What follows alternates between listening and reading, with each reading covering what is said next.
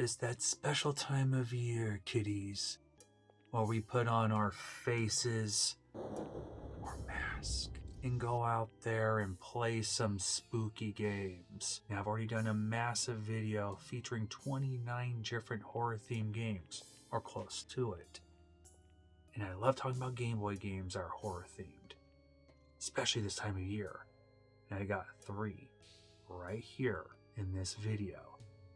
I call this special little spooky ditty Ghost and Gargoyles. Talk about that and more after this.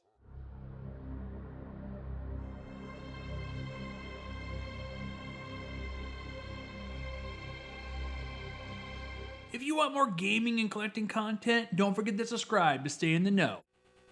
Ghostbusters 2 was released in North America during the holiday season of 1990. Activision published the game.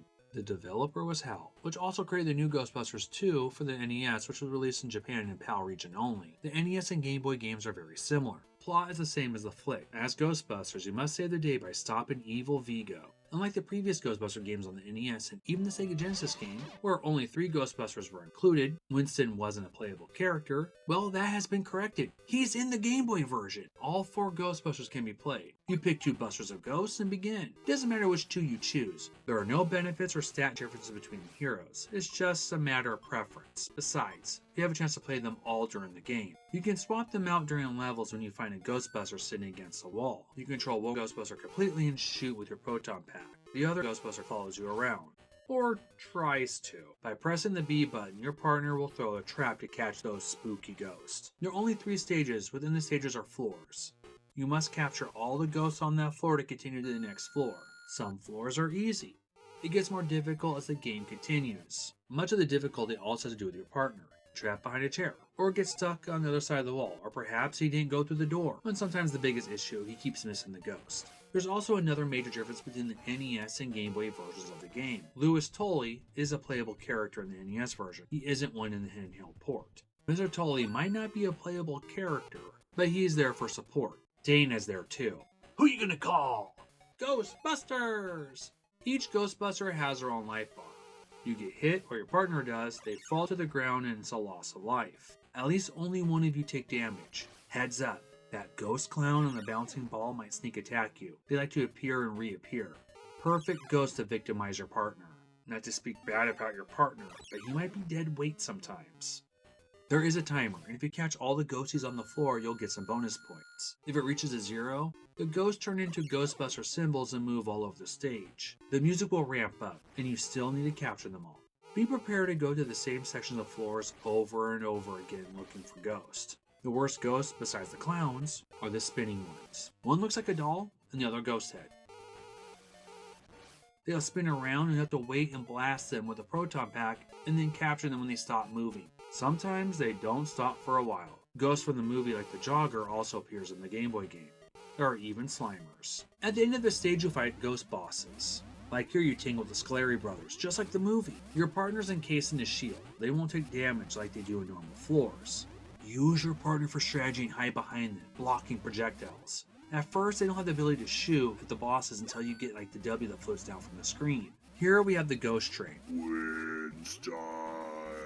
Did you get the number of that locomotive? This is actually pretty fun. I like when the train turns into ghost heads. A huge wink to the movie. Stage 3 is the longest stage of all. You must go through 7 floors in order to fight Vigo. Before you take him on, first you must beat Janusz, his possessed minion. There are temporary power upgrades for the Proton Pack or Ghost Trap. The Super Trap power-up will freeze ghosts in place, and you'll be able to trap them without the use of the Proton Pack. One Proton Pack upgrade is called the Mood Slammer. They'll destroy ghosts with one hit. Unfortunately, these don't last long. In a few areas, you might waste them looking for a ghost. There are a few other temporary upgrades. These would be outfit upgrades. A personal shield, just like in a boss fight. One outfit upgrade is called the Ghost Power. Allow you to move all around slime, walls, and other areas of the floor. At least on 2 different floors, you can acquire an axe icon. It's called the Wall Smasher. You can punch a hole in a wall. You might not use it on the first floor you get it. One floor you have to. It does help. It makes it easier to move around and avoid obstacles. Who are you gonna call? Ghostbusters! Ghostbusters 2 on the Game Boy fits perfectly on that great portable system. It's a solid, fun Game Boy title, even with its frustrating partner quirk. That gaming mechanic can be very annoying. You might have to swap out members of the team for necessity reasons, like if you're using the Super Trap or Mood Slimer and your partner can't keep up and gets left behind. Find another Ghostbuster and switch up the team. The game is mostly fast-paced, although chasing the last few remaining ghosts on some floors can stall the game a bit. I think the boss fights are extremely fun. I think it's the highlight of the game. The graphics are endearing and looks good on the Game Boy. The cutscenes are fun to watch and tell the plot of the game and the movie. The opening music sounds great on the Game Boy. It's a solid 8-bit rendition of the Ghostbuster theme song. I'm afraid no ghost. Ghostbusters 2 on the Game Boy is simple, somewhat challenging, and brainless fun. It can be a short one. You can beat it under 40 minutes on a perfect playthrough. There are 2 label variants. This is mine and the Ghostbusters logo. I like it, and maybe you would too. There is another Ghostbusters game on the original Game Boy. It doesn't follow any of the movies, but tries to take a page from the successful cartoon series Real Ghostbusters. Real Ghostbusters on the Game Boy was released in 1993. It was developed by Kemco, the makers of Crazy Castle and Kid Clown. The story is strange, in fact the whole game is. You play Peter Venkman, and he falls through a bridge, and now you must find stars and get a key to go to the next stage. You heard that right. You really don't bust ghosts. You search for keys and go through a door. At least the clear screen looks decent. That's Venkman from the Real Ghostbusters. The rest of the graphics are a little bland. It's not even a real Ghostbusters game. In fact, it's more or less another game in the Crazy Castle series, but using the Ghostbuster license. Throughout the game, you collect keys, stars, and bombs. You use your proton pack to clear certain blocks in order to move or collect items. Sometimes you crawl around. Other moments, you dodge monsters, and it goes on and on. The game is very long. Over 40 stages of puzzles. Who are you gonna call? Crazy Castle! I mean, the Real Ghostbusters. I have no issues with Crazy Castle. I believe that game is a decent puzzle game. This is Ghostbusters. You want to bust ghosts, not collect stars and keys. Like Ghostbusters 2 on the Game Boy, you might have some trouble chasing real Ghostbusters down in the wild. I'm not sure it's worth it though. True, the cover looks great. The game should have been great. In some ways it's decent, but a large step down in quality compared to Ghostbusters 2. That was the ghost.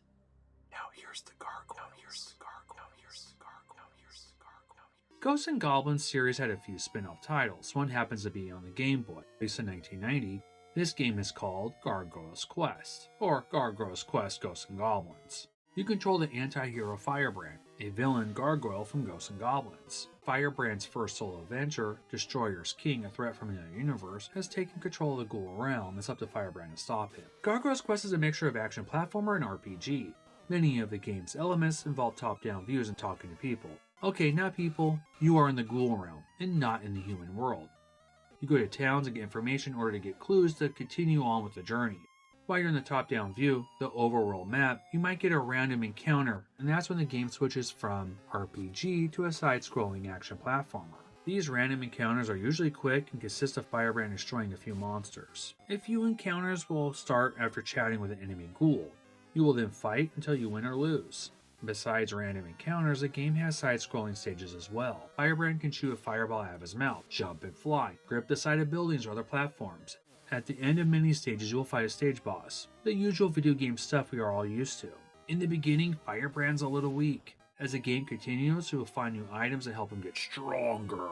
One might be more health, or the ability to fly higher or longer, and even new attacks. Two of these fireballs are multifaceted. One gives you the ability to stick to spikes, and you can reach to higher areas. The Blockbuster is more powerful and can help you destroy certain bricks. Towards the end of the game, you might have to use multiple weapons to reach the end of the stage and fight the last boss. There are a few items to find like vitals. You get these after random encounters as well. You can use them to buy. These are extra lives. Even though this ghastly fiend says, buy all you can. In later stages, you are upcharged. These prices are monstrous. It better be the best extra guy ever had. Gargoyles Quest is not an easy game. It gets a lot easier with the power upgrades though. Spikes are common hazard to many 8-bit and 16-bit games.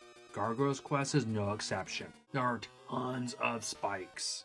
Luckily, you can cover them by using this upgrade. It's a lifesaver in certain areas. This happens to be one of the toughest areas of the game. It's very easy to die here. I just drop down really fast and get hit by a spike on the other side. If you lose all your extra lives, it'll be game over.